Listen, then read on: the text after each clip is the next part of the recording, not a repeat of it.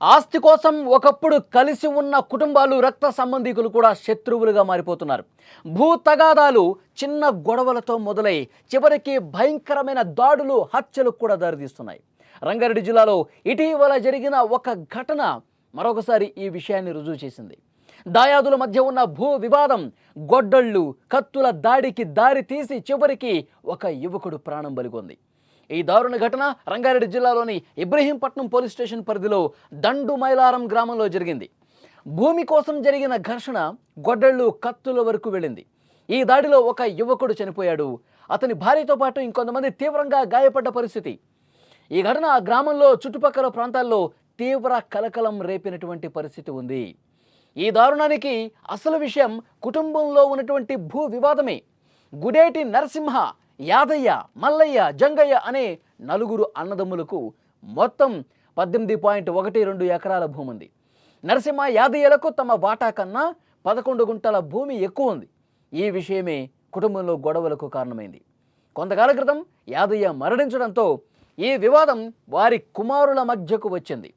అదనంగా ఏదైతే భూమి ఉందో తమకు చెందాలని మల్లయ్య, జంగయ్యల కుమారులు డిమాండ్ చేస్తూ వచ్చారు. నరసింహ, యాదయ్యల కుమారులు దీనికి ఒప్పుకోకపోవడంతో తరచుగా గొడవలు జరుగుతూ ఉన్నాయి. ఈ ఏడాది ఈ వివాదం పోలీస్ స్టేషన్ కూడా వెళ్ళింది. పోలీసులు కేసు నమోదు చేశారు. వాళ్ళ మధ్య వివాదం సద్దుమణుగుతుందని చెప్పి అందరూ ఆశించారు. కానీ ఎక్కడా కూడా ఉపయోగం లేదు. రంగంలోకి దిగినటువంటి ఇబ్రహీంపట్నం ఆర్డీఓ ఈ వివాదాస్పద భూమిలోకి ఎవరూ వెళ్ళకూడదని ఆదేశాలు కూడా ఇచ్చారు. కానీ ఆదివారం రోజు నరసింహ, యాదయ్య కుటుంబీకులు ఆర్డీఓ ఆదేశాలను ఏమాత్రం పట్టించుకోకుండా ఆ భూమిలో వరి నాట్లు వేయటానికి వెళ్ళారు. అదే సమయంలో మల్లయ్య, జంగయ్యల కుమారులు బాలరాజ్, అతని భార్య పావని, సోదరుడు పర్వతాలు, అతని భార్య మంజుల, జంగయ్య కుమారులు ధనరాజ్, వెంకట్ అడ్డుకున్నారు. ఇరు వర్గాలు కొట్టుకునే పరిస్థితి వచ్చింది. ముందుగా మాటల యుద్ధం చేశారు. తీవ్ర వాగ్వాదం జరిగింది. ఆ తర్వాత పిడిగుద్దులు కురిపించుకునే పరిస్థితికి వెళ్ళింది. ఈ మాటల యుద్ధం, ఈ వాగ్వాదం కొద్దిసేపటికే ఒక భీకరమైనటువంటి గొడవగా రూపుదాల్చింది. నరసింహ, యాదయ్య కుటుంబీకులు విచక్షణ రహితంగా గొడ్డళ్ళు తీసుకొచ్చారు. కత్తులతో మల్లయ్య, జంగయ్య కుటుంబాల మీద దాడికి తెగబడ్డారు. ఈ దాడిలో తీవ్రంగా గాయపడిన బాలరాజును వెంటనే ఆసుపత్రికి తీసుకెళ్లారు. అయితే అప్పటికే అతడు చనిపోయినట్లుగా వైద్యులు నిర్ధారించారు.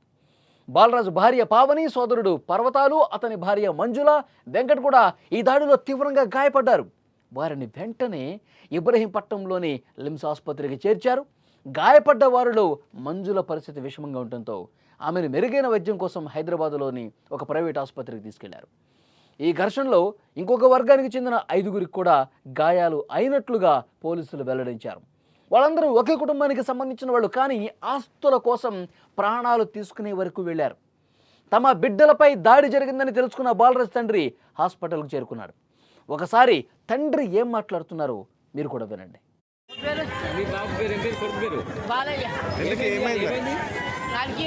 ఎవరు ఎందుకు ఎందుకు ఏం పంచాను నీ కాళ్ళకి?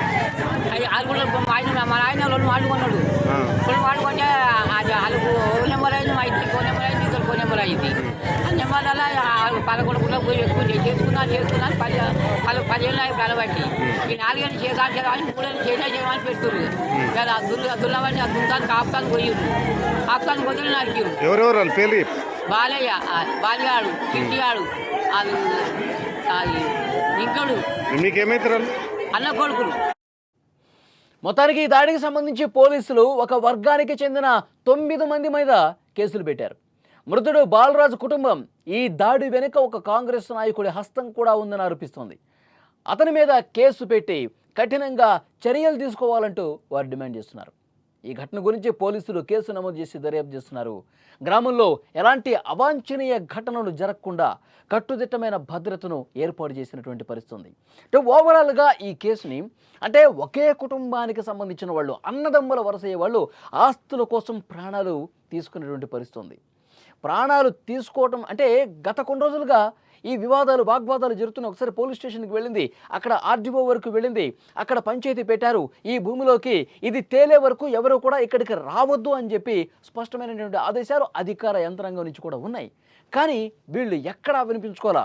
ఆ ఆస్తి మాదంటే మాది, మాదంటే మాది, ఈ భూమి మీద మాకే హక్కు ఉందని చెప్పి సొంత అన్నదమ్ములే గొడవలకు పాల్పడి కత్తులు దూసుకునే వరకు వెళ్ళింది.